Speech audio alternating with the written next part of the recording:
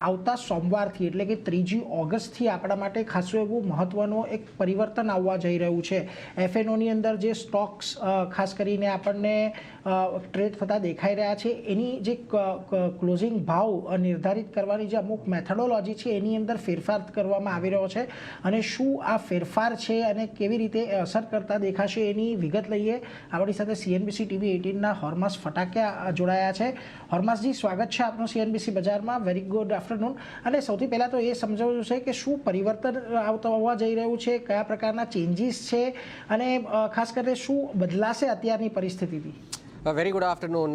પહેલાં તો આવતા સોમવારથી આ ચેન્જીસ લાગુ થવાના છે। તેમાં સેબીએ જે છે તે એક ક્લોઝિંગ ઓક્શન એ CAS એ લાવે ક્લોઝિંગ ઓક્શન સેશન આ ઇમ્પ્લિમેન્ટ કરવાના છે। તો હવે તેમાં સ્ટોક્સની ક્લોઝિંગ પ્રાઇસ કેવી રીતે ડિટર્મિન થાય છે તેમાં ફેરફાર થયો છે ને હમણાં જે સ્ટોક્સમાં ખાલી ફ્યુચર્સ અને ઓપ્શન્સના કોન્ટ્રાક્ટ્સ છે, જે સ્ટોક્સમાં FNO કોન્ટ્રાક્ટ્સ છે, ખાલી તે સ્ટોક્સના માટે જ આ ક્લોઝિંગ ઓક્શન સેશન 3:15 વાગ્યા પછી ચાલુ થશે। બાકીના કેશ માર્કેટના જે સ્ટોક્સ છે જેના FNO કોન્ટ્રાક્ટ્સ નથી તે લોકોનું નોર્મલ ટ્રેડિંગ જેમ 3:30 વાગ્યા સુધી ચાલે છે તેમ ચાલ્યા કરશે।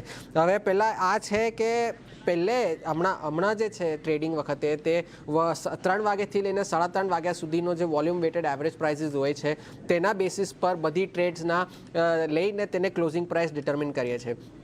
હવે હમણાં જે આ નવું મેકેનિઝમ છે તેમાં પહેલાં તો આ જે બધા FNO સ્ટોક્સ છે તેમાં 3:15 વાગે છે તે રેગ્યુલર ટ્રેડિંગ જે છે તે બંધ થશે ને તેના પછી એ 20 મિનિટનો 3:15 વાગ્યા સુધીથી 3:35 સુધી એક CAS જે ક્લોઝિંગ ઓપ્શન સેશન છે એ ચાલુ થશે। હવે તેમાં એ થશે કે તેમાં ક્લોઝિંગ પ્રાઇસની ડિસ્કવરી થશે ને તેમાં જે બાય અને સેલ ઓર્ડર્સ તમે પ્લેસ કરી શકો છો તેમાં પણ એવા રૂલ્સ ને રેગ્યુલેશન્સ આપ્યા છે। હવે પહેલે વિગતવાર તમે સમજાવીએ કે કેવી રીતે એ થશે।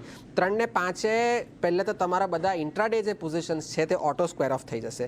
તેના પછી 3:15થી લઈને 3:20 સુધી તમે જે છે તે આ ક્લોઝિંગ સેશન પહેલાં તો ચાલુ થશે। તેમાં જે રેફરન્સ પ્રાઇસ છે તે રેફરન્સ પ્રાઇસ પહેલાં એક્સચેન્જ ડિટર્મિન કરશે અને તે રેફરન્સ પ્રાઇસ લઈને આ ક્લોઝિંગ ઓપ્શન જે છે તે ચાલુ થશે। હવે પહેલાં 3:20માં તેની આ 5 મિનિટના ડ્યુરેશનમાં તમે જે ઓર્ડર પ્લેસ કરો છો તે ફોર રિક્વેસ્ટમાં રહેશે, ફોર રિક્વેસ્ટ સ્ટેટસ તેનો રહેશે ને તેને એક્સચેન્જ પર મોકલાશે 3:20 જ। તે 5 મિનિટના ડ્યુરેશનમાં નહીં, 3:20 જ તે ઓર્ડર્સ મોકલાશે ને તે ઓર્ડર્સ જે છે તે જે રેફરન્સ પ્રાઇસ છે તેના 3% વધારે ને 3% ઓછી તે રેન્જમાં જ રહેવું જોઈએ। તે તમને સમજાવશું ને તેના પછી જે છે તે 3:15 વાગ્યાની પહેલાંના જે તમે ઓર્ડર્સ પ્લેસ કર્યા છે તેમાંનું તમે મોડિફિકેશન નહીં કરી શકો, તે રદ થઈ જશે।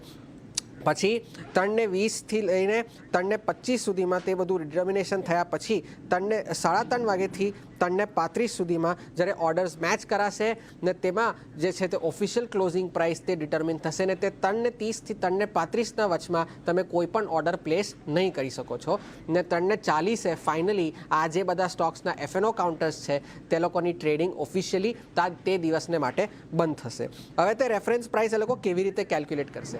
પહેલાં તો 3 વાગ્યાથી લઈને 3:15 વાગ્યા સુધીમાં જે ટ્રેડ્સ થાય છે એક પર્ટિક્યુલર સ્ટોકમાં તે જ ટ્રેડ્સની વોલ્યુમ વેટેડ એવરેજ પ્રાઇસ જે છે તેના પરથી એ લોકો તે રેફરન્સ પ્રાઇસ ડિટર્મિન કરશે। પછી તેનો પ્રાઇસ બેન્ડ નીકળશે 3% વધારે ને 3% ઓછું ને તે રેફરન્સ પ્રાઇસમાં જ તમારે ઓર્ડર્સ આપવા પડશે તો જ તે ઓર્ડર તમારા એક્સેપ્ટ થશે, નહીં તો તે ઓર્ડર્સ પછી તમારા રિજેક્ટ થઈ જશે। તમને એક એક્ઝામ્પલ આપું છું કે સપોઝિંગ કે એક સ્ટોકની રેફરન્સ પ્રાઇસ જે છે તે 1000 રૂપિયાની નીકળી છે, તે 1000 રૂપિયાથી 3% વધારે એટલે 1030 ને 3% ઓછું એટલે 970 રૂપિયા તેની તે જ રેન્જમાં તમારે ઓર્ડર્સ આપવા પડશે। તે રેન્જથી તમે વધારે કે તે રેન્જથી તમે ઓછા ઓર્ડર્સ જો આપો તો તમારા ઓર્ડર્સ જે છે તે રદ થઈ જશે।